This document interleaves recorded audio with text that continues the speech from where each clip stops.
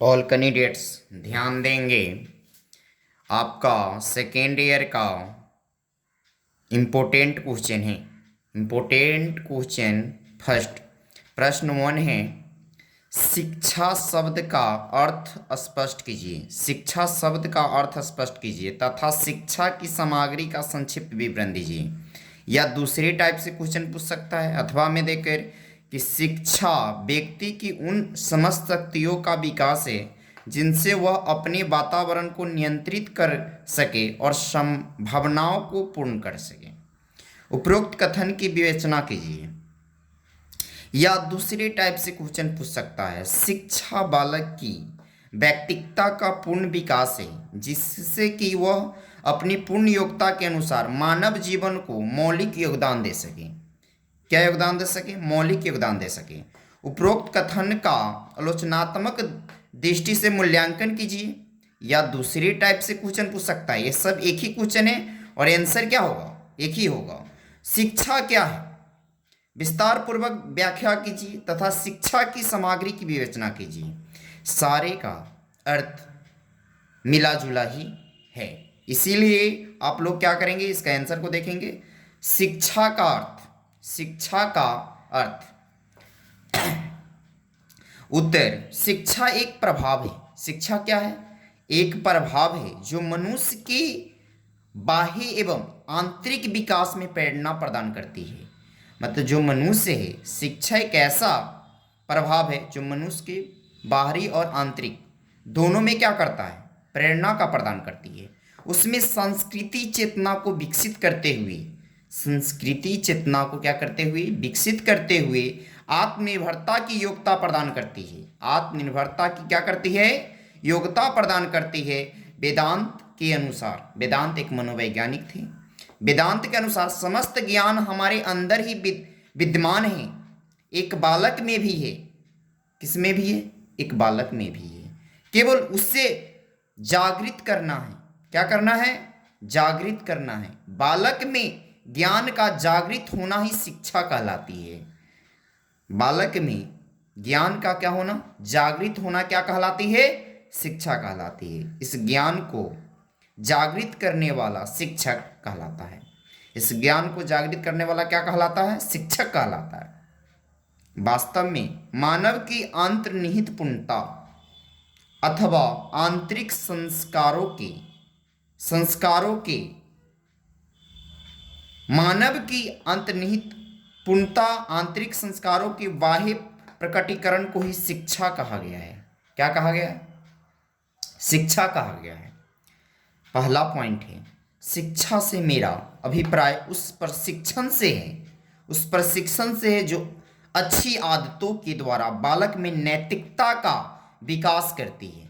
क्या करती है? नैतिकता का विकास करती है। कौन कहा था? प्लेटो ने कहा था। प्लेटो एक मनोवैज्ञानिक थे। दूसरा पॉइंट है, शिक्षा स्वास्थ्य, शिक्षा स्वास्थ्य, शिक्षा स्वास्थ्य शरीर में स्वास्थ्य मस्तिष्क का निर्माण करती है।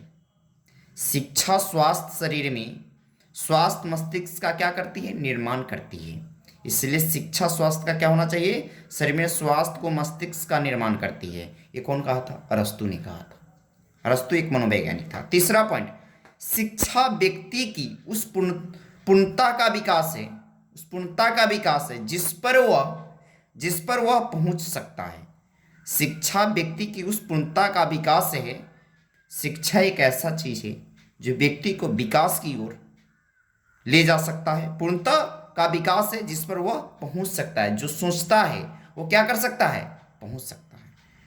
तो वो कौन कहा था? कांट ने कहा था। शिक्षा के शाब्दिक अर्थ के निम्न प्रकार स्पष्ट किया गया है। क्या किया गया है? निम्न प्रकार क्या किया गया है? स्पष्ट किया गया है। देखेंगे बारी बारी से। शिक्षा का शाब्दिक अर्थ, शिक्षा का क्या? शाब्दिक अर्थ, शिक्षा का शाब्दिक अर्थ। शिक्षा, एजुकेशन, शिक्षा को इंग्लिश में क्या कहते हैं? एजुकेशन कहते हैं। एजुकेशन शब्द की उत्पत्ति लैटिन भाषा की, किस भाषा के? लैटिन भाषा के 3 शब्दों से मानी जाती है। कितने भाषा से मानी जाती है? 3 भाषा से मानी जाती है। ये शब्द निम्नलिखित हैं। ये शब्द क्या है?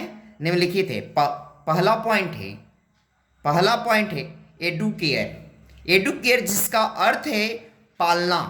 एडुकेयर क्या है? जिसका अर्थ है पालना अथवा उठाना, टू ब्रिंग अप और टू राइज। अतः एजुकेशन का अर्थ हुआ बालक का पालन पोषण करना। इस शब्द में शिक्षा बाह्य शक्ति के रूप में कार्य करती है। क्या करती है? बाह्य शक्ति के रूप में क्या करती है? कार्य करती है। दूसरा पॉइंट है कुछ विद्वान शिक्षा शब्द की उत्पत्ति लैटिन भाषा के अन्य शब्द एजुकेटम से मानते हैं। क्या चीज से मानते हैं? एजुकेटम से मानते हैं। एजुकेटम शब्द का अर्थ है अध्यापन अथवा शिक्षण की कला। एजुकेटम शब्द स्वयं भी एडुकेयर शब्द से बना है। किससे बना है? एडुकेयर शब्द से बना है। 3 पॉइंट, अधिकांश विद्वान शब्द एजुकेशन की उत्पत्ति एडुकेयर शब्द से मानते हैं, जिसका अर्थ है टू लीड आउट, और शब्द से मानते हैं जिसका अर्थ है to lead out air, yes, अर्थात बाहर की ओर गति प्रदान। अतः एजुकेशन शब्द का अर्थ है बालक की समस्त गुप्त शक्तियों को बाहर निकालना। जो उसके गुप्त बातें हैं उसको क्या करना? बाहर निकालना।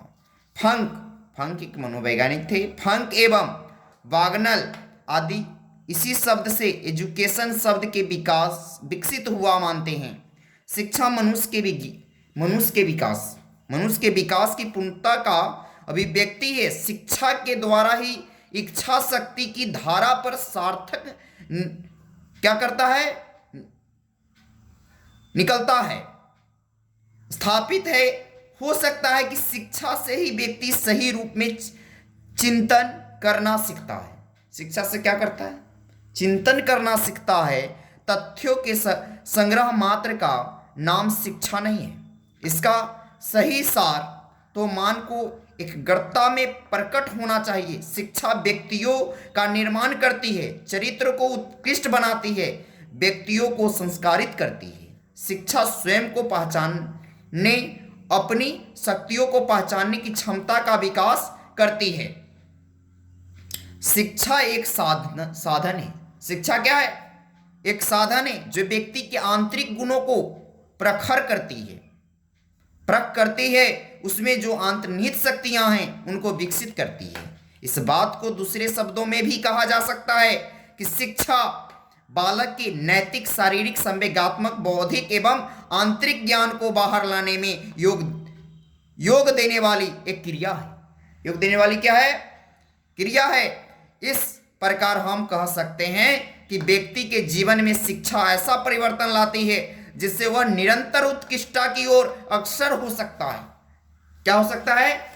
अग्रसर हो सकता है।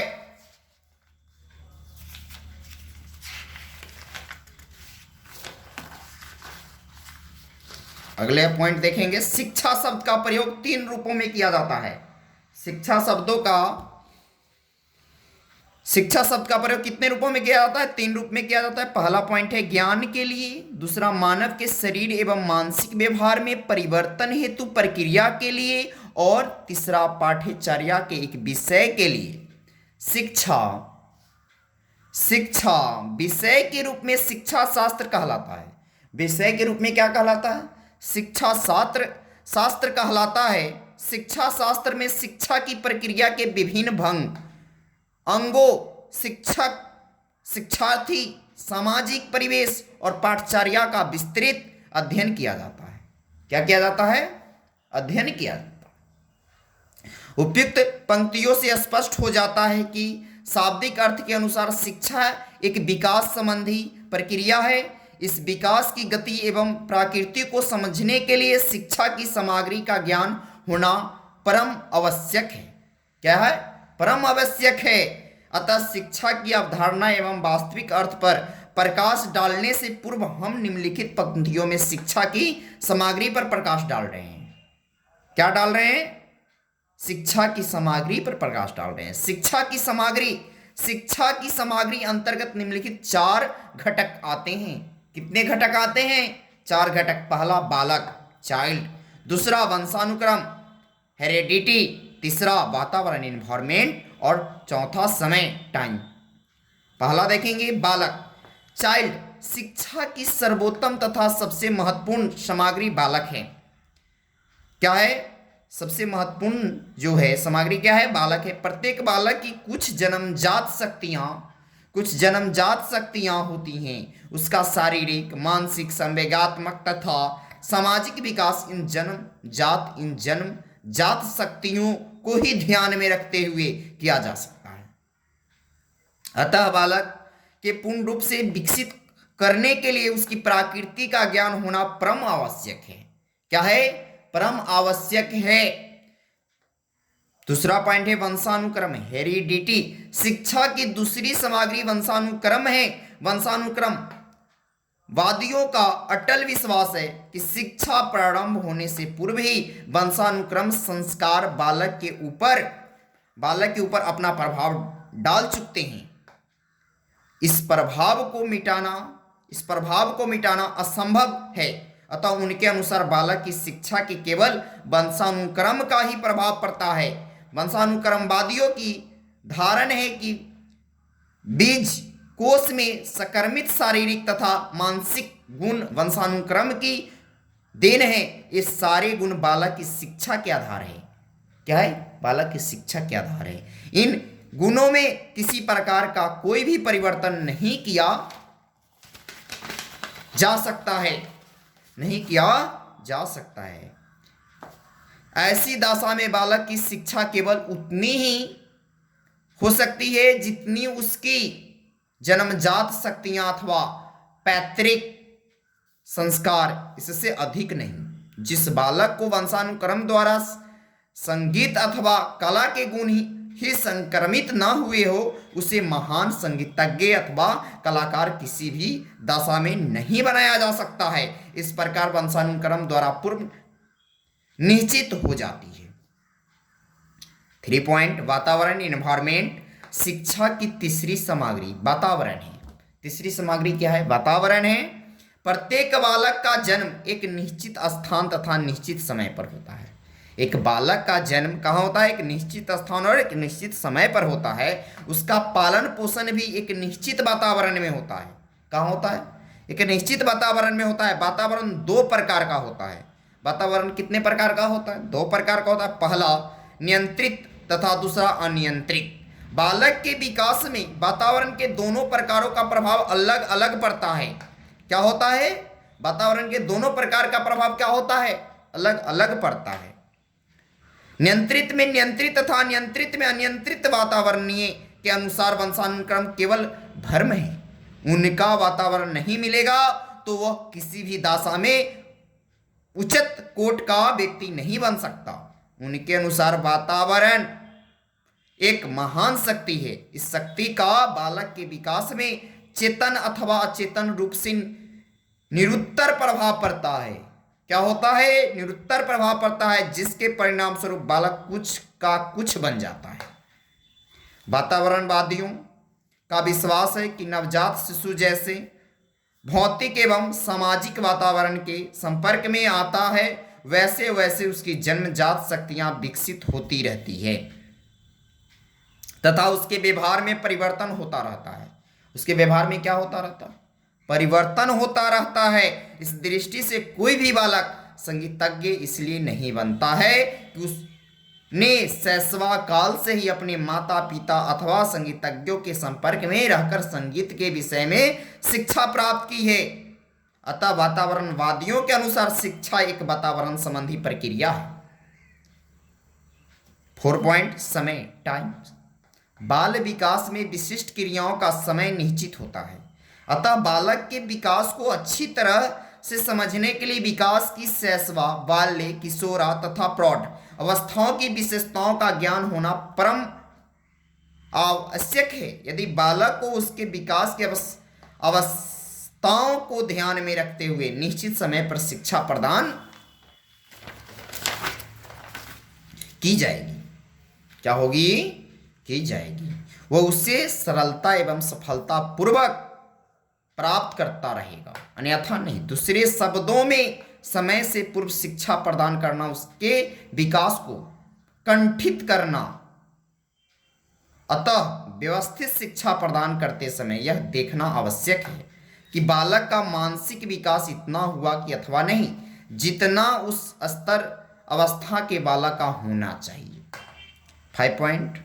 उपयुक्त पंक्तियों में शिक्षा की सामग्री पर प्रकाश डालने से स्पष्ट हो जाता है कि जहां एक और वंशानुक्रमवादियों के अनुसार बालक की शिक्षा केवल उसके वंशानुक्रम की अनुसार होती है, तो दूसरी ओर वातावरणवादियों के अनुसार बालक की शिक्षा पर वातावरण का ही प्रभाव पड़ता है। परंतु वास्तविकता यह है कि बालक का व्यक्तित्व वंशानुक्रम तथा वातावरण दोनों का गुणफल होता है। दूसरे शब्दों में उसकी शिक्षा पर वंशानुक्रम तथा वातावरण दोनों का ही प्रभाव पड़ता है।